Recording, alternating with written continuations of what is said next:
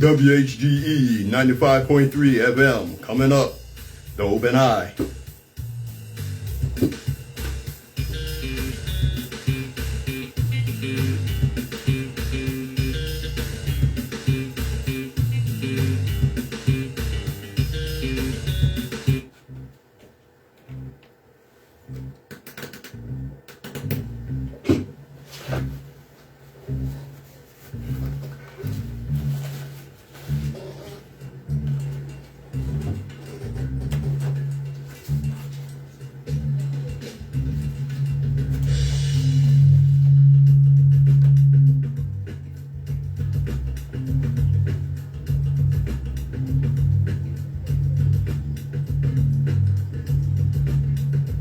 Those of us that indulge in or commit intellectual violence don't do so for the pleasure of mental masturbation or ego digging. We do so because the chains of oppression on people's minds are deep and difficult to remove.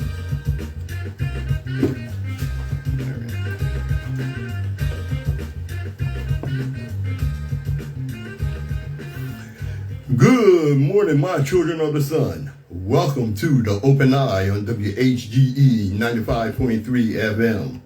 I'm your host, Third Eye Optometrist, Patrice Gibbs, ready to get them started. Yes, indeed, ready to get that eye open. And I know that's why you tuned in. All right. As we always start off, every generation has its purpose. Ours is to reveal the truth and reverse the brainwashing. All right, let me get my disclaimer out the way, and we're going to get them started. Wait a minute. Okay.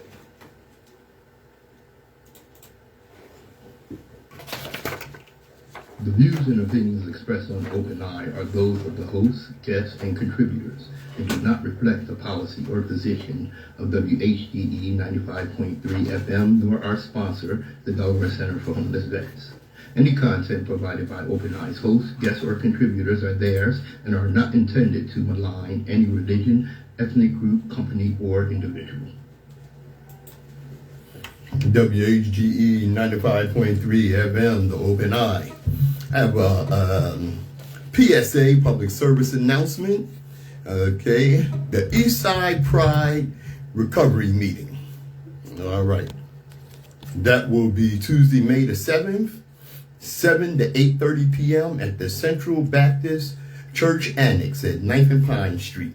Open to all men and women, young and old, who desire to recover from addictions, narcotics, alcohol, cigarette smoking, overeating, etc. There will be fried barbecue chicken wings, mac and cheese, vegetable soup, desserts, and potluck. All right? It is free. Join and share your experiences. If you're sick and tired of being sick and tired, this meeting is for you. Please come every Tuesday. This is sponsored by Eastside Pride and WHGE 95.3 FM in conjunction with Central Baptist Church and the Afro-American Historical Society. WHGE 95.3 FM, the Open Eye.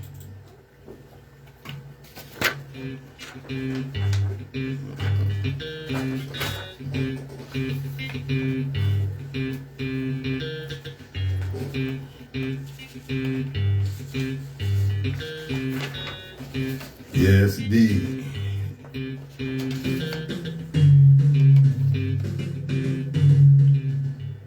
That's the opening to Easy Slick, a song written, composed, and produced by Patrice Gibbs. Yes, indeed. All right. All right. This is a quote from Nikki Giovanni, one of our greatest poets and one of our strongest voices during the civil rights movement and Black Power movement. Nikki said, "Style has a profound meaning to Black Americans. If we can't drive, we will invent walks, and the world will envy the dexterity of our feet. If we can't have ham, we will boil chitlins. If we are given rotten peaches, we will make cobblers. If given scraps, we will make quilts. Take away our drums and we will clap our hands. we prove the human spirit will prevail. We will take what we have to make what we need. We need confidence in our knowledge of who we are. WHGE and Prophet. Yes, indeed. You know, I see, because we see what's going on with Trump and his current criminal trial and what have you, and a lot of people are like, yeah, we put a stop to this. It'll save us from being from having our democracy destroyed and this, that, and the other. Let me tell you something. Stopping Trump is a short-term solution. The long-term solution, and it is more difficult, is fixing the educational system that has created so many people ignorant enough to vote for Trump. Quote from Andy Borowitz. Excuse me. The people who threw rocks at Ruby Ridges are trying to go to school, Ruby Ridges, one of the most recognized, if you don't know who she is, look her up, one of the most recognized voices of school desegregation, recognized faces of school desegregation. The people who threw rocks at Ruby Ridges for trying to go to school are now upset that their grandchildren might learn about them throwing rocks at Ruby Ridges for trying to go to school. That's how you get this level of ignorance. Mm-hmm. The first step in liquidating a people is to erase its memory. Destroy its books, its culture, its history.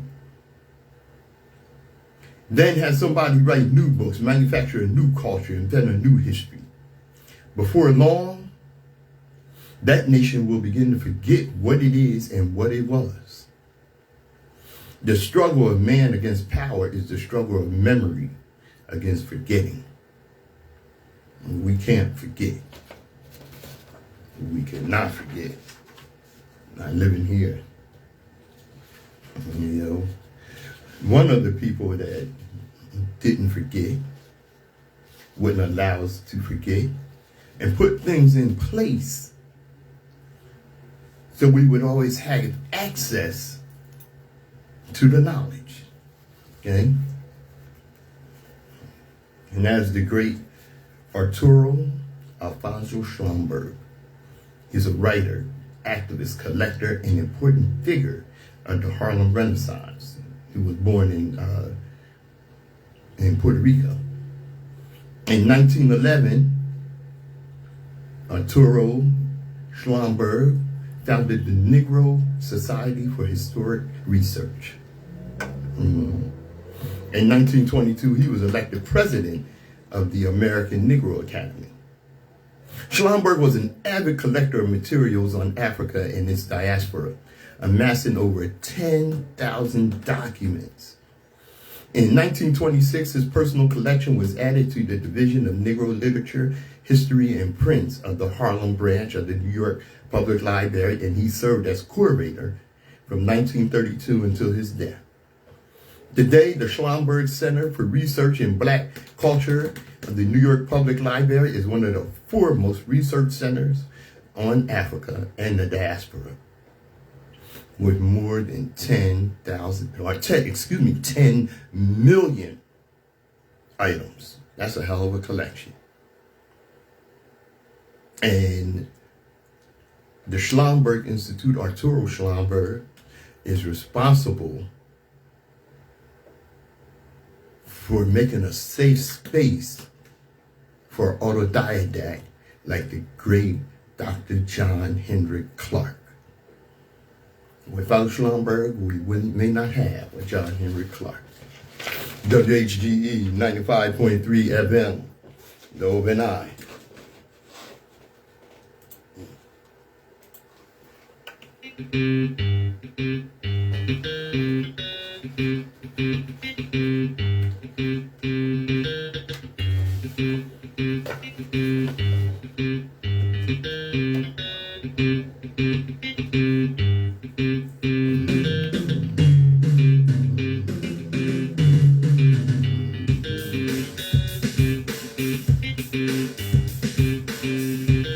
Yes, indeed, my children of the sun.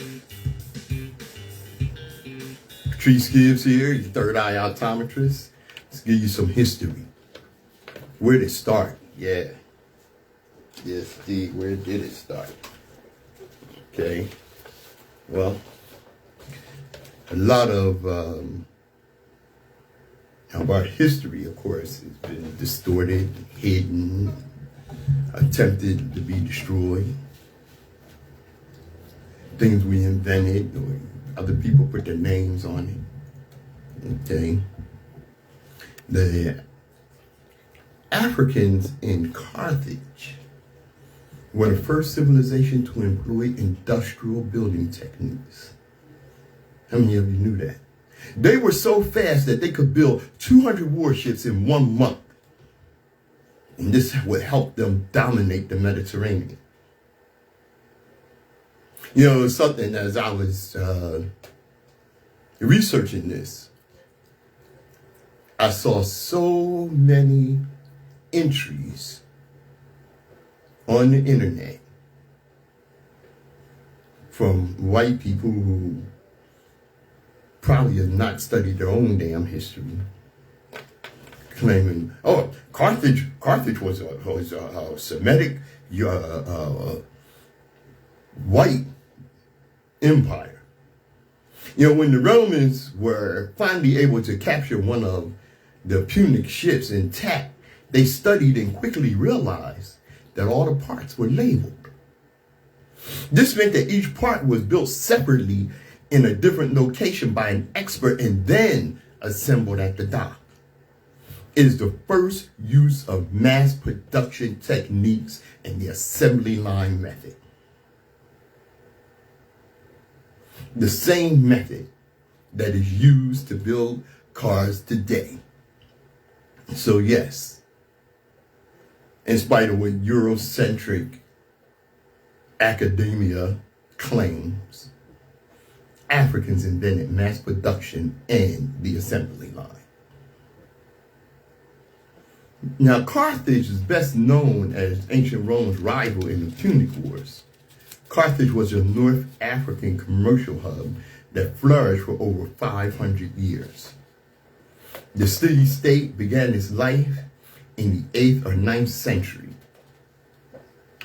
as a Phoenician settlement, that is, settlement in what is now Tunisia. But it later grew into a sprawling seafaring empire that dominated trade in textiles, gold, silver, and copper. At its peak, Carthage's capital city boasted nearly 500,000 inhabitants and included a protected harbor outfitted with docking bays for over 200 ships. Carthage's influence eventually extended from North Africa to Spain and parts of the Mediterranean, but its thirst for expansion led to increased friction with the burgeoning Roman Republic. Beginning in 264, the ancient superpowers clashed in the 3 bloody Punic Wars, the last of which ended in 146 BC with the near total destruction of Carthage. Today, almost all that remains of the once mighty empire is a series of ruins in the city of Tunis. You know, after a lot of digging and research, it has been proven that the renowned Hannibal was African and black. Okay, I don't care what the falsehood of Western palm-colored academia says. Hannibal was black. There are coins with his image on it. Hannibal, whose full name was Chenu Bakala Bakra, was an intelligent warrior of Carthaginian origin, whose military prowess and antics is still being taught in Western schools to this day, which is why they don't want you to know that this was a black man. Say, movie, I don't know if it started on Netflix or not, but it's a movie coming up, or it may have already started streaming on Netflix, about Hannibal. And who's playing Hannibal? Denzel Washington, okay? Which, you know, is okay, you know, but actually Hannibal was a lot younger than Denzel is now. I think Denzel's pushing 70, okay?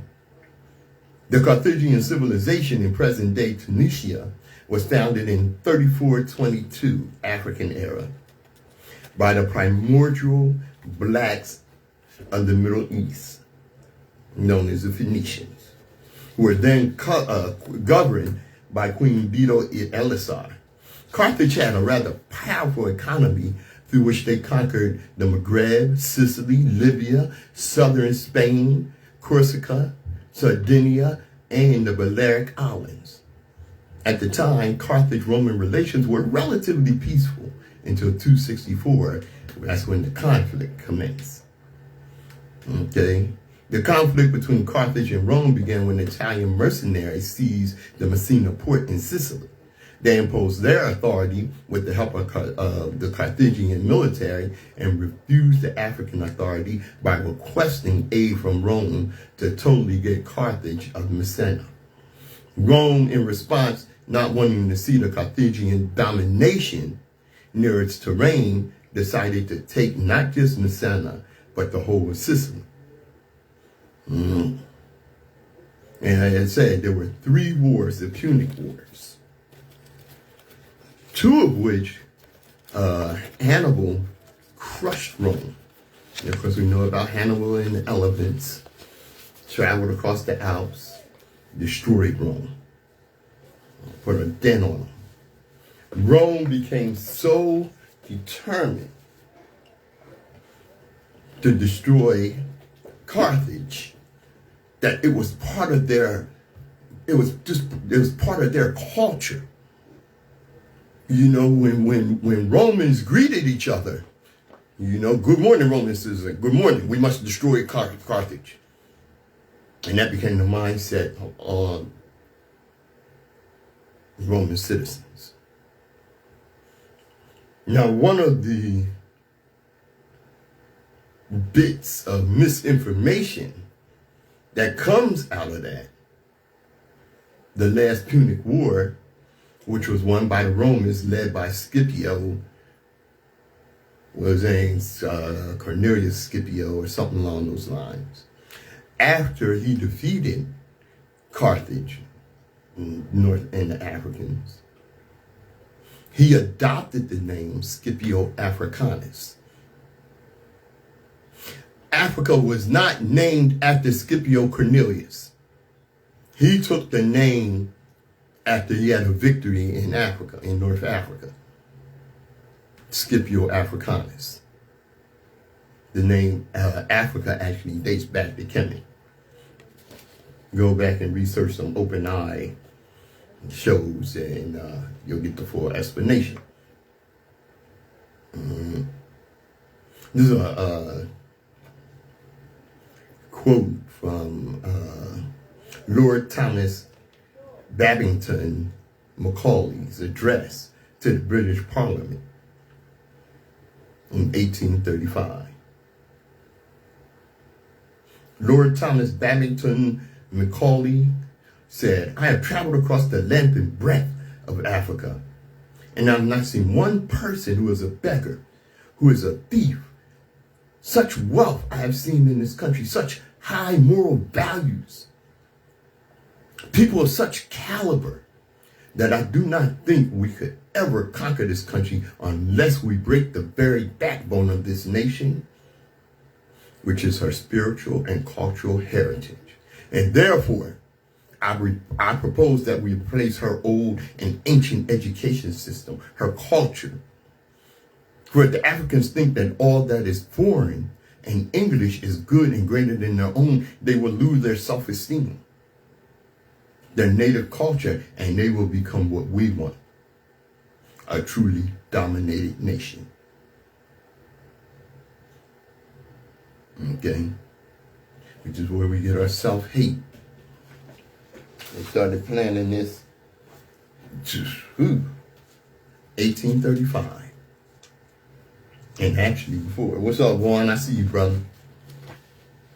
You know the way these racists talk, you would think Africans invaded Europe and forced them to give us a ride to America. WHGE 95.3 FM, the Open Eye.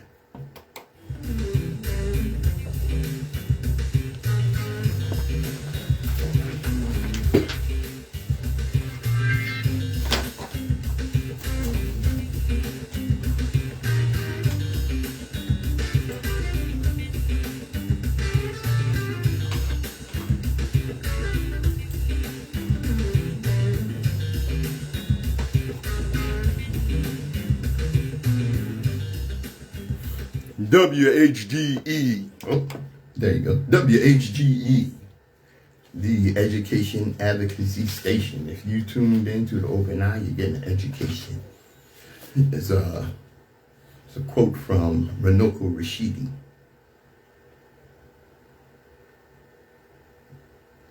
The great historian. Dr. Rashidi said, when it comes to African history, I guess that you could say I am a purist. A fundamentalist. I don't like to see our history and culture distorted by anyone, black or white. Our history is so great, we don't have to fabricate things. Jump on trendy bandwagons or run from facts and tradition. So when I hear a person say something like, I'm not black, I'm melanated, or something like that, I figure that is simply another trend that will quickly pass. Same thing when I hear a person say, I'm not African, I'm indigenous. The hell's wrong with you? I want to recommend a mental health professional to these sisters and brothers. Stop that. That's from the great Runoko Rashidi. You know, when a black man starts thinking critically, and white America gets wind of it, they want to know your religion, where your education came from, because they know that nothing they taught you could create a critical thinking black person. Cultural self-knowledge restoration work is not a popularity contest. Let me say that again. Cultural self-knowledge restoration work is not a popularity contest. And the power to define will attempt to distort, demean, and undermine. Manifest ourselves and be about self-determination and self-initiative. Free your mind and use it to self-educate and persistently learn, unlearn, and relearn our story so we can embrace, apply, embody, and continue absolute very best of our global history, heritage, African culture, consciousness, traditions, values, people achievements, and aspirations as a purposeful way of life. In the crippling, widespread generational cycle of historical amnesia, cultural alienation, fractured identities, shattered consciousness, self-erasure, self-defamation, self-blight, disorientation, anti-Africanism. Where do you get that? Apathy. Stop the delusional fantasies and disorganization. Stop the escapism and spookism and mindless parroting and imitating others. We don't have to imitate no damn body. Our culture is so glorious. Persistently do something positive, beneficial, tangible, culturally affirming, and reoccurring in our community as a vibrant, collective, necessary, urgent, prioritized, productive, and self-empowered way of life. We are our own cultural liberators, ambassadors, and advocates. Each one teach one, and start now. Unity is our aim. Victory is our destiny. WHGE 95.3 FM, the open eye. What we got here? There we go.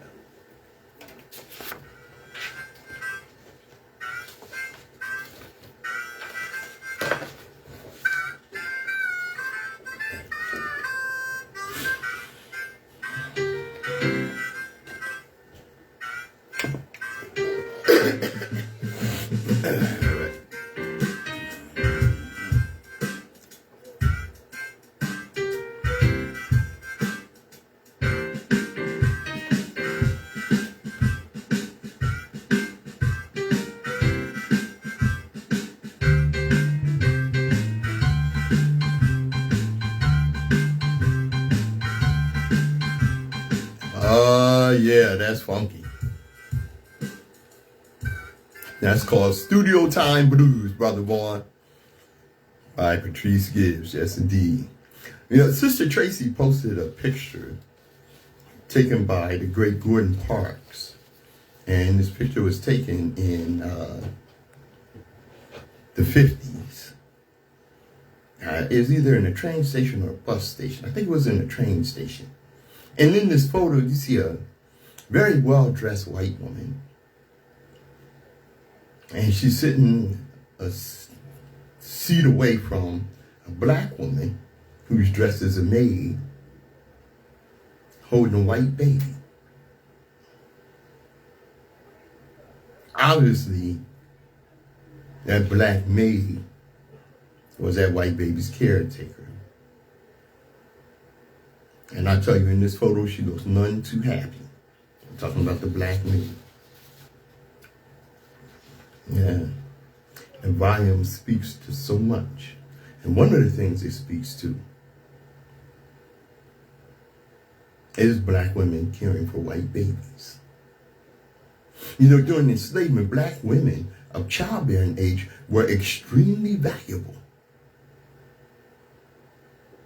Of course, they could help increase the population of enslaved people, but enslavers and their families had another ideal. Shortly after giving birth, enslaved mothers would frequently be forced to breastfeed white women's babies instead of their own. Yeah. Enslaved mothers could sometimes only see their own babies every few weeks. This had horrible consequences. Black children died at an astoundingly high rate. Of course, white women didn't care. They went the extra mile to ensure they had black women's breast milk. For some reason, they considered breastfeeding dirty or undignified. And what they did was nothing short of evil. White people love to spread lies. They painted black women as bad mothers who abandoned their own children to happily nurse white children. When the truth is, they were milking black women like cows. Black women still carry this trauma. Today, our women have much lower rates of breastfeeding. We all must know the horrific history of black women and breastfeeding to understand our cultural attitude towards the practice and hopefully to finally free ourselves of the shackles of that anti-black legacy and make our own choices about how to take care of our families. I'm Patrice Gibbs. This is The Open Eye.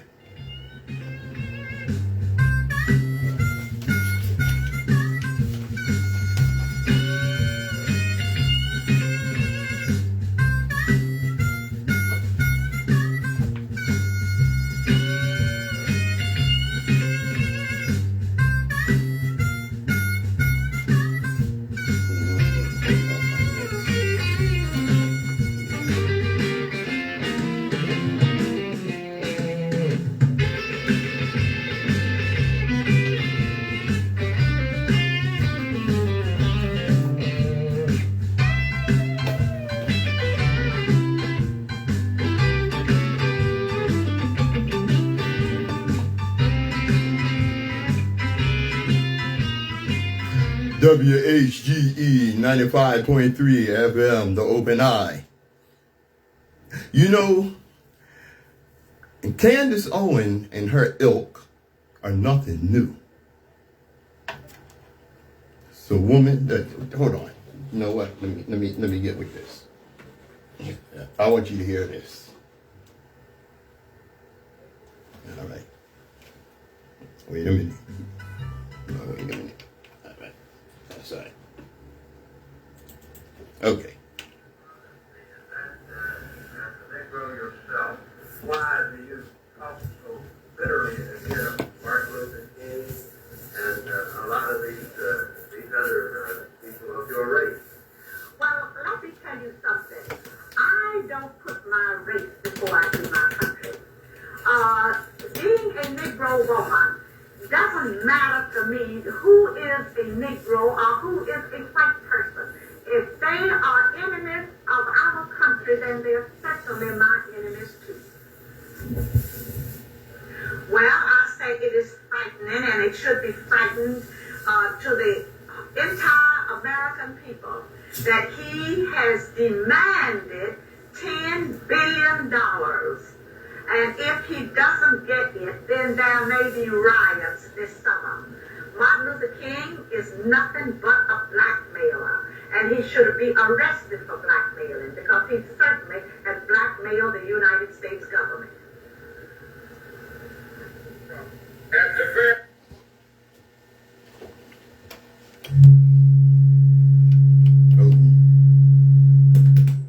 All right. I hope you heard that. You're able to hear that. Okay, that was Julia Clarice Brown. Okay, Julia Clarice Brown. This woman is an awful woman. She is a COINTELPRO FBI agent, FBI informant. It's a black woman. All right, in case you're confused about that. She's probably, during that era, one of the worst critics of Dr. King.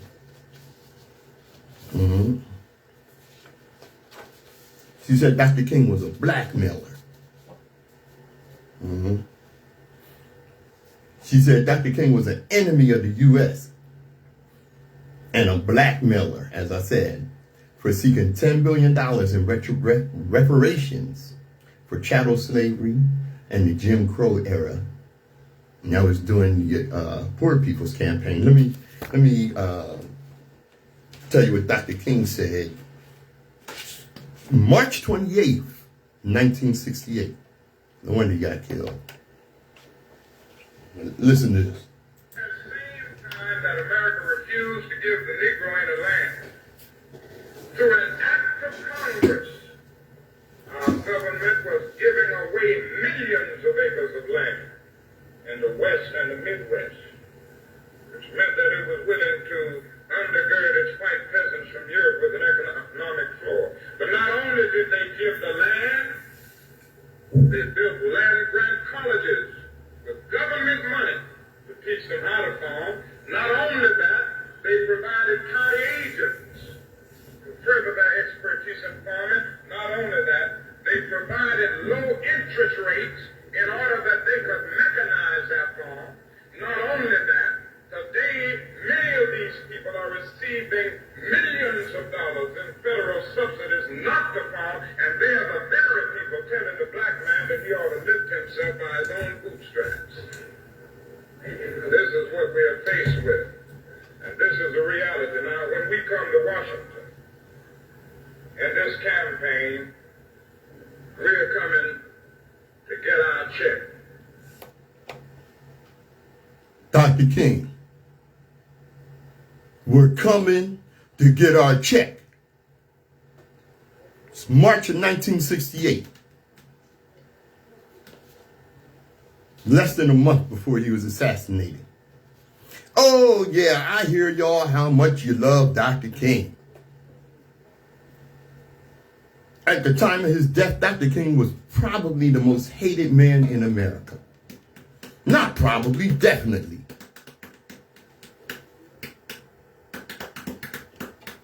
Definitely. And one of his most vocal, countless people across the globe. Come on. Well, something clicking in here. What the hell that is, okay. Okay. Countless people across the globe celebrated Dr. King's greatness on MLK Day. Julia Clarence Brown, a black woman, was one of his most vocal critics. And later she proudly admitted to being an informant and agent for the Federal Bureau of Investigation. In addition to his speech railing against Vietnam, King paid increased attention to Black America's economic stability near the end of his life. He also called for reparations for Black Americans, something Brown vehemently criticized and categorized as blackmail. What the hell is that? Yeah. Okay.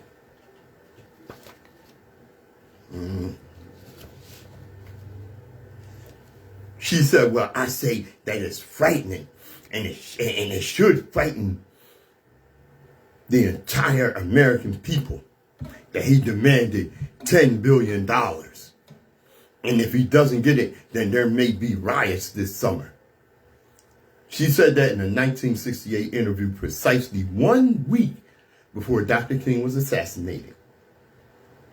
Martin Luther King Jr. is nothing but a blackmailer, and he should be arrested for blackmailing because he certainly has blackmailed the United States, because it's a black woman that said that. You have to wonder what the hell. When asked why she talked so bitterly against King and other black leaders, although she was black herself, she doubled down on her stance. Oh yeah, this chick was a piece of work. When asked why she talked so bitterly, like I said, she doubled down. She said, let me tell you something. I do not put my race before my country. Damn fool, your country puts your race before they do you. Or they put their country before they do your race. However it works. Being a Negro woman doesn't matter to me who is a Negro or who is a white person. If they are enemies of our country, then they are certainly my enemies. I have to wonder, Candace Owens studied this woman. I'll tell you a difference between her and Candace Owens in a minute. During this time, King had begun working fervently for the Poor People's Campaign and called out the hypocrisy of the U.S. government's distribution of wealth.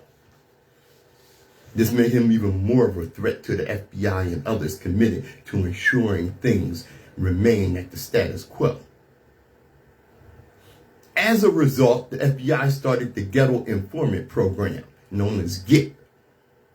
They infiltrate civil rights organizations and spy on the activities of activists. Brown told Ebony magazine in an extensive 1968 exclusive story that she was one of the FBI's informants who worked to dismantle the Communist Party's infiltration of civil rights organizations. There was no communist infiltration of civil rights organizations. That is the biggest crock and lie and lowest propaganda that they put out there. The FBI expected plenty of you, Brown told Ebony. I had to watch and be able to describe and identify people at meetings. Low life there, Hussy Jack. I had to listen very carefully to what was said and who said it. I had to look for identifying marks on people I didn't know. I had to remember their height, age, color of eyes, etc. I was just nervous all the time. I was driven on one hand by communists and on the other hand by the FBI. Brown told Ebony she was an FBI spy for 8 years and 10 months. But it wasn't the first time she admitted to her espionage. She'd written and published a book in 1966 titled, "I Testify My Years as an FBI Undercover Agent." She said the right thing despite her activities being frowned upon by others. Brown insists she wasn't out to get the NAACP and other black civil rights organizations that she believed weren't a front for communism. She said the Communist Party had duped well-meaning black leaders into believing they were committed to their agendas, but they were really only interested in their own. Brown said that her espionage took a severe toll on her health and relationships, but she'd do it again if given the chance. Some people will look down on me, but as for myself, I will and have always held my head high and very proud and grateful that I had the privilege to serve my country as a loyal American should do. And if I am ever asked or see any reason to serve on my own again, I will proudly do so. Let me tell you the difference between her and Candace Owens. Candace Owens is a con artist. This hussy, this Negro peeing bib wench, was a true believer. After Ebony conducted that interview, they should have beat her ass. WHGE 95.3 FM. The Open Eye.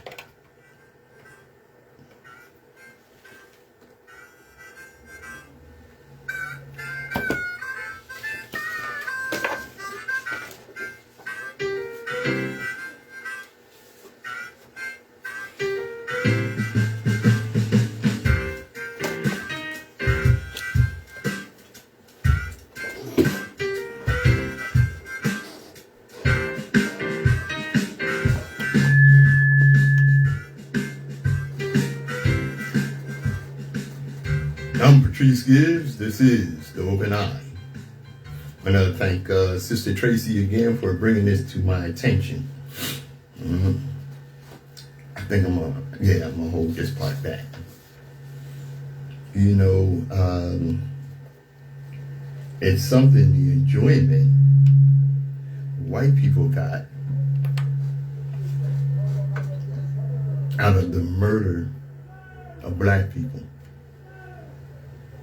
And I guess they still do. One of those people was Luther Holbert. Luther Holbert was an African-American man who was tortured and lynched by a mob in Dodgeville, Mississippi on Sunday, February 7th, 1904, after being accused of a double murder. An African-American woman who was with Holbert was also tortured and killed. 6 other people also killed during the search for Holbert and the woman. Yeah, they killed 6 people when they were looking for him. Herbert was born into slavery in about 1852 in Mississippi. He was freed after the American Civil War ended in 1865 and married Annie in 1884. On Wednesday, February 3rd, 1904, the white landowner, James Eastland, went to find Holbert to order him off the plantation. 3 men died in the encounter that followed. There was a scuffle, and it was alleged that Holbert shot Eastland and the African-American man named John Card. Eastland returned fire and killed a black man named John Winters. Others stated that Eastland had attacked Holbert for encouraging other embedded black workers to flee the slavery-like conditions of bonded labor. News reached town and a posse was formed. Relatives of Eastland offered a $1,200 reward, which is about $40,000 nowadays. They came to the Eastland plantation and murdered an unknown black man. Holbert and a black woman had already fled. Several posses were formed with teams of bloodhounds. Okay? Now, let me tell you how, and let me relate to you, read to you, how the Vicksburg Evening Post told this story of what happened to Luther Holbert. This is from the Vicksburg, Mississippi, the Evening Post. And this was printed February 8th, 1904. Lynched Negro and wife were first mutilated. Now you hear that headline and you would think, wow, they're reporting on this black man's murder. Maybe we'll get some justice out of this. No. An eyewitness to the lynching of Luther Herbert and his wife Negroes, which took place in Dodgeville yesterday, today gave the Evening Post the following details concerning retribution exacted from the couple prior to their cremation yesterday. When the two Negroes were captured, they were tied to trees, and while the funeral pyres were being prepared, they were forced to hold out their hands while one finger at a time was chopped off. The fingers were distributed as souvenirs. The ears of the murderers were cut off, distributed as souvenirs. Herbert was severely beaten. His skull was fractured and one of his eyes knocked out with a stick, and that eye held by a shred from the eye socket. Some of the mob used a large corkscrew to bore into the flesh of the man and woman. It was applied to their arms, legs, and body, then pulled out, the spirals tearing out big pieces of raw, quivering flesh every time it was withdrawn, and that flesh was roasted and eaten.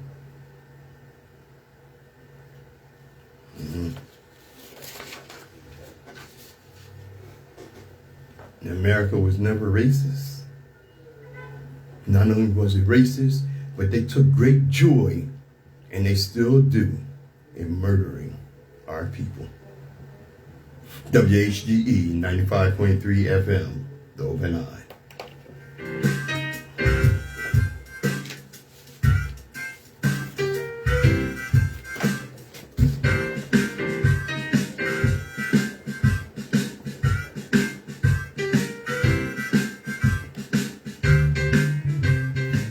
I'm Patrice Gibbs, the third eye optometrist.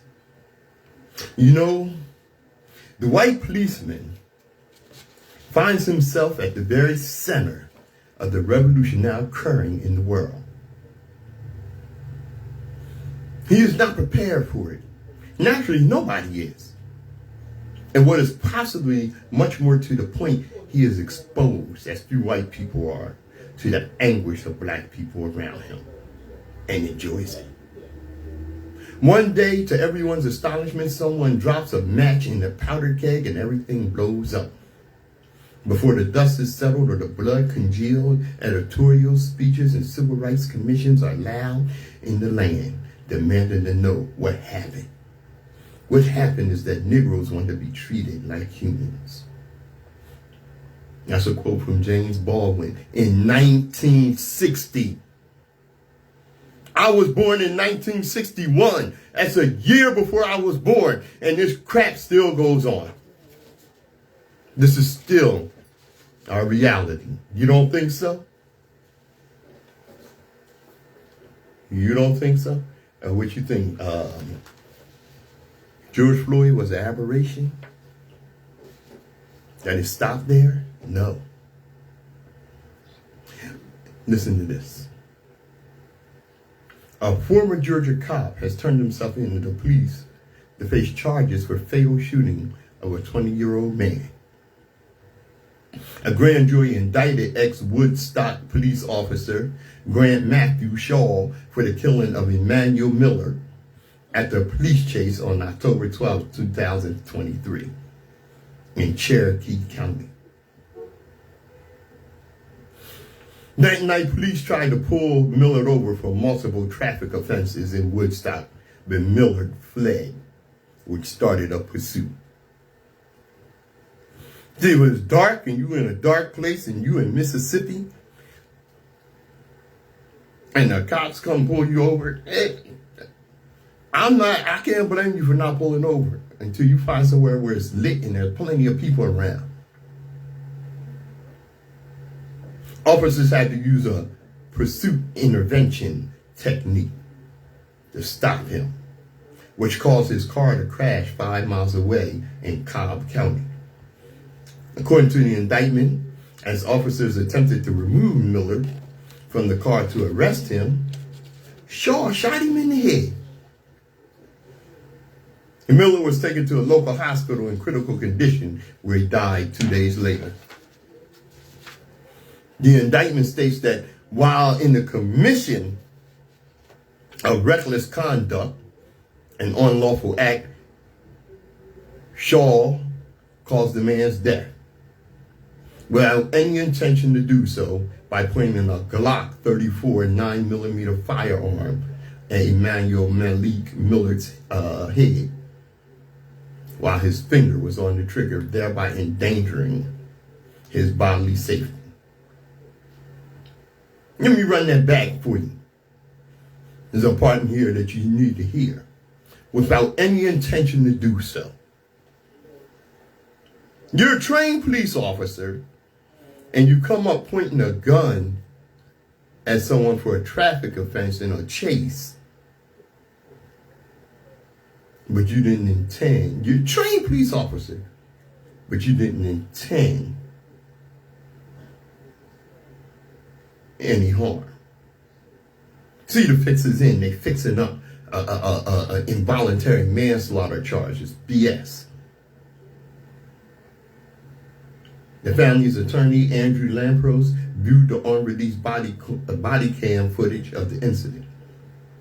Miller showed him his hands. He was fully compliant and told him to get out of the car. And as he went to get out of the car, he shot and killed him. Traffic stops are not supposed to end in the death of the person who was stopped, especially when they present no danger to themselves or anyone else.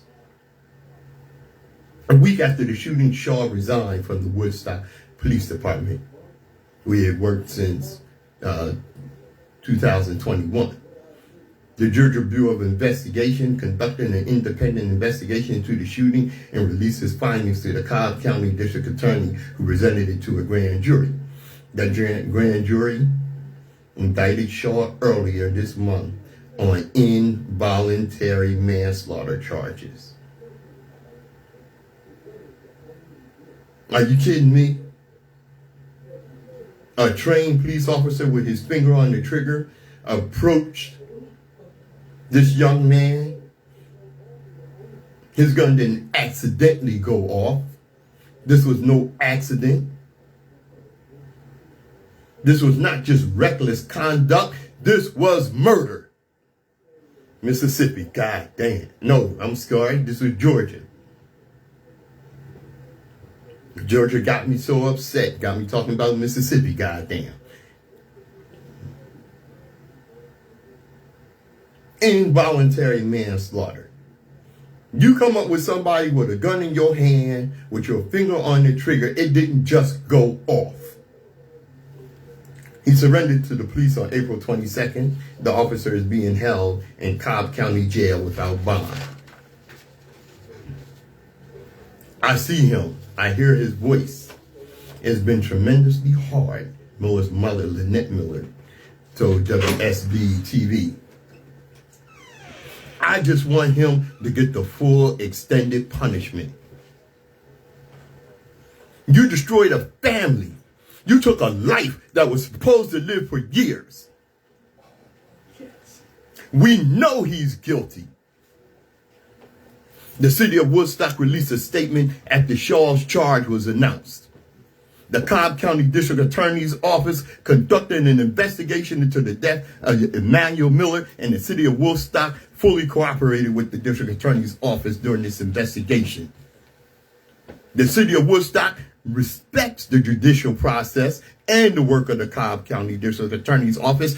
I do not. Involuntary manslaughter, a trained police officer with his finger on the trigger approached a traffic violation and murdered him. Goddamn Mississippi, the hell with Georgia. WHGE 95.3 FM, the Open Eye. How y'all doing? All right. All right. All right. Of what? Thank you. Yeah, no, I was taking video. Oh, you did video. Yeah. Can you take a couple of pictures of the guy I mean, in the studio? does he want it? Does she want us to? Yeah, I would like it for you to. Airtime, y'all. He's getting ready to go back on here. I'm going to send him over here. It's Patrice Gibbs, your third eye optometrist. When cops murder someone, it's the same scenario every time.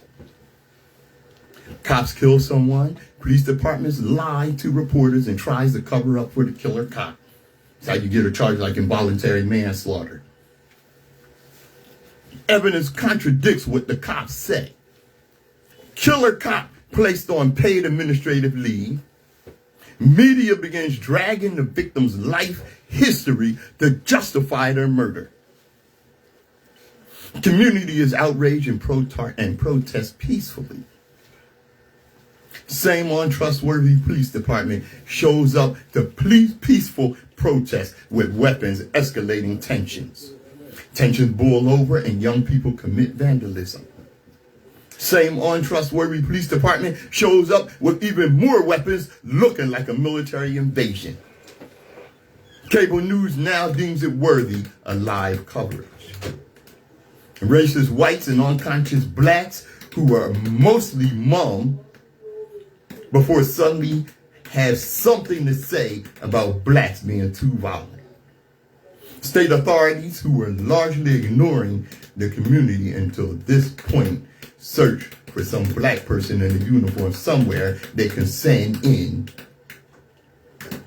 to bring calm, like we don't know wealthy white supremacy actually runs this country and the brother and sister with the badge is taking orders. What's that?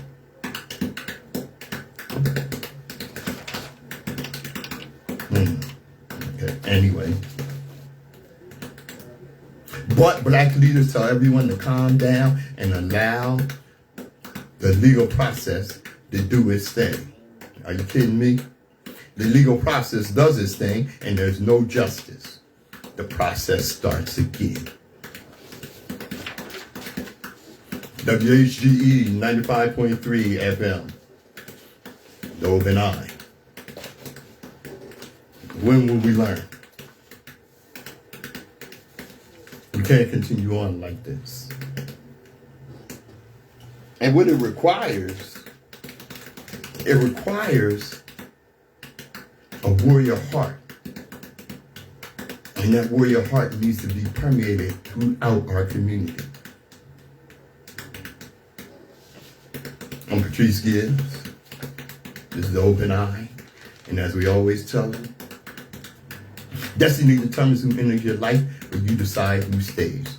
Therefore, value those who value you, and don't treat those as a priority who treat you as an option. Thanks for joining me. This is the Open Eye.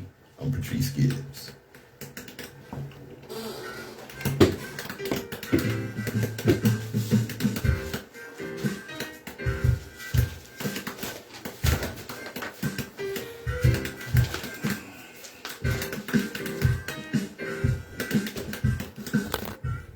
All right. Thanks for joining me on the Open Eye. And as I always tell you, global African supremacy, because it's coming. Make no mistake about it. WHGE 95.3 FM, the Open Eye.